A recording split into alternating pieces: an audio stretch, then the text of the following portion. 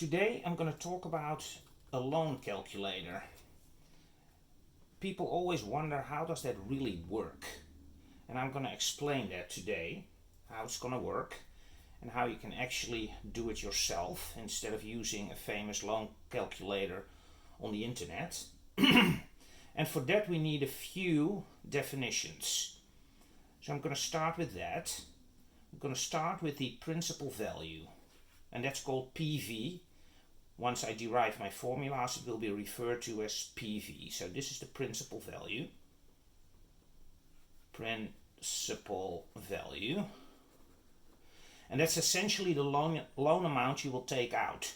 So if you want to take a loan out for $50,000, right? Forget about the down payment.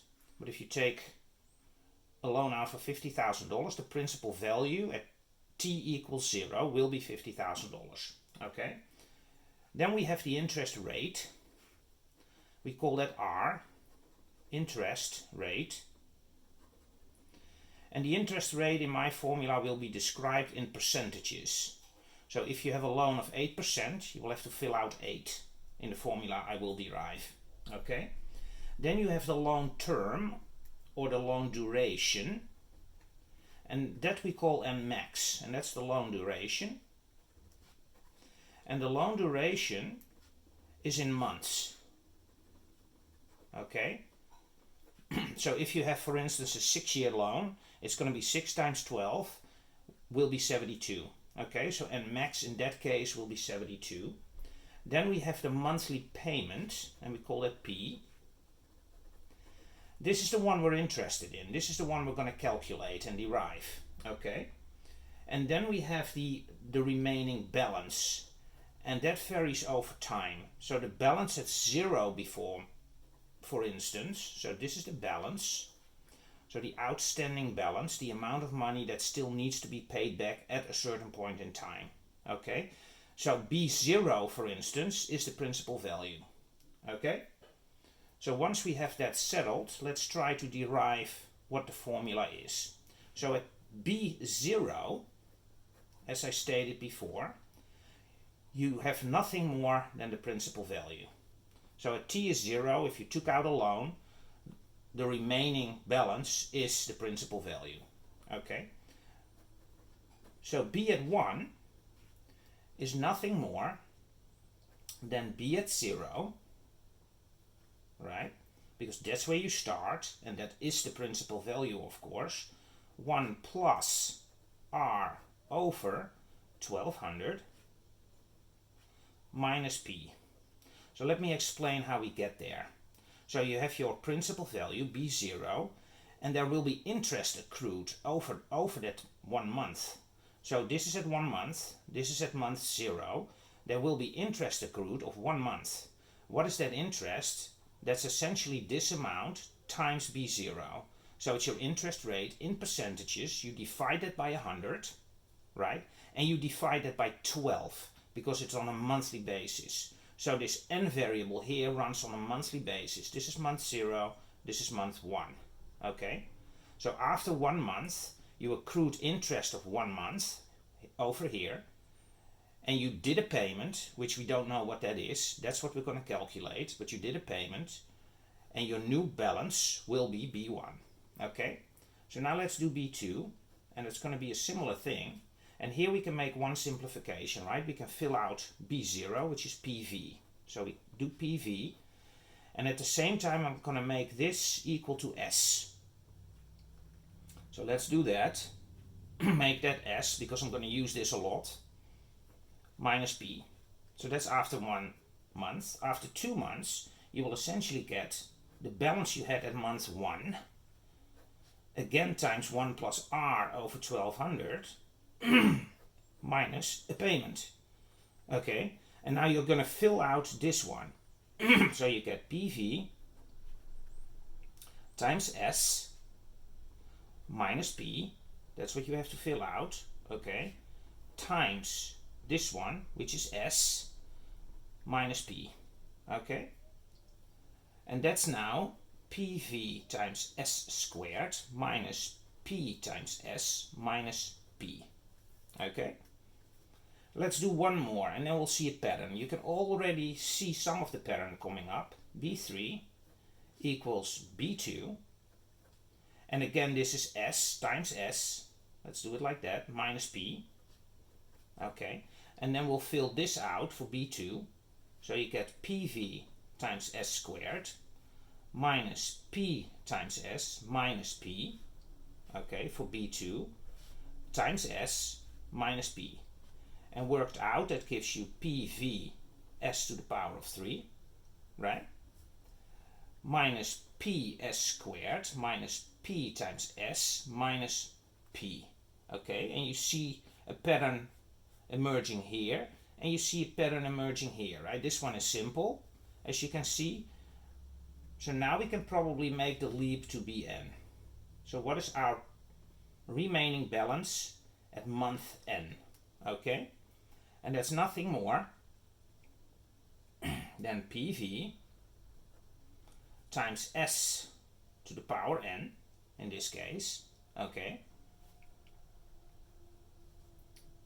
minus, and then we're going to take P out, and we're going to inside write down the remainder, S squared minus S minus 1. That's going to be a geometric series, right? Oh, this is obviously only for P is 2. So let's write this out for n. So P, so let's write this totally out. Okay, let's forget about this. Let's write this out again. P Sn minus P, that we're going to take out. And then we get in here the sum of k equals 0 to n minus 1 of S to the k. Okay? And that's what you will get. And that makes sense, right? Because if P if n is 1, for instance, if n is 1, you get P here, right? If n is 2, you get, if n is 2, you get k is 0 to 1, so you get P minus S times P. And that's exactly what you have here also. S times P and P over here. So this is the result if you have your payment at n. Now, of course, we still don't know P here, okay? But we can actually calculate that now, because what we do know is a boundary condition. Now you can say, okay, if B equals n max, and as a side note, you can write this into a geometric series if you really want. I'm not going to do that here, but you can. You know, for instance, that if you go from k equals 0 to n minus 1 s to the power of k, that is equal to 1 minus s to the power of n over 1 minus s. So you can actually use this geometric series to get rid of this sum. But I'm going to keep the sum in here. Okay? But of course, if you program it out in a computer, which I did, then obviously you replace the sum with this to make it quicker. But I think this looks much cooler. So I'm going to leave it as such. Bn max, we now know that the balance, if you go to your loan duration in months, so if you have a 6-year loan, for instance, then B72 better be 0, right? Because if it's not 0, you didn't pay off your loan. So Bn max needs to be 0. Okay, so if you do that, you get the principal value times S to the n max now, of course, minus P times that summation here, k equals 0 to n max minus 1, and then S to the power of k. Okay, and that needs to be 0. So if you work that out, it's very simple, right? So P now gets PV times S n max, and you divide that by this sum here. K equals 0, n max minus 1, S to the power of k. And this is now your P value. Okay, that's what P is. So this is your payment. And you can fill it out, you can check it, it really works.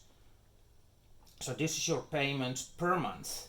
And now we can use that payment to fill back into this one.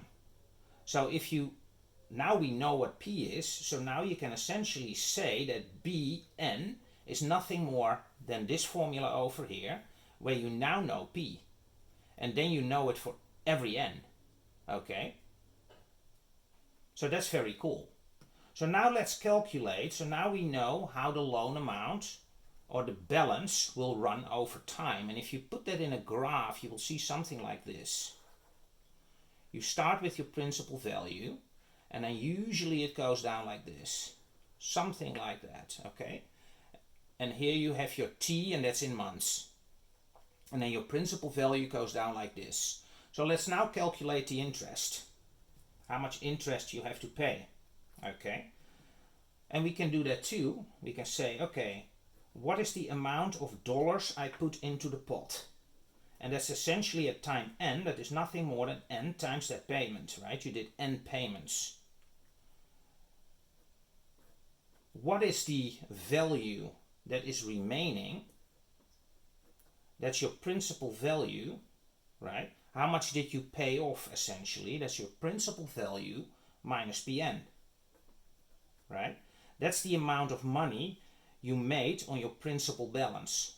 So the difference, obviously, is the interest rate. So here you have an expression for the interest rate over time, cumulative, right? Once you start paying, if n is 0, of course you didn't pay any interest, because P0 is the principal value. PV minus PV equals 0, and n equals 0, so there's no interest. So it starts at 0, and then it goes up. And then you see that you pay some amount of interest over here. So this is your interest curve, IN, and this is your curve with the remaining balance, okay? So now you can actually do it yourself. You can go into a loan calculator and you can actually verify that this works. And it does, because I've checked it for a number of different calculators on the internet. Okay? I think this is a great place to stop.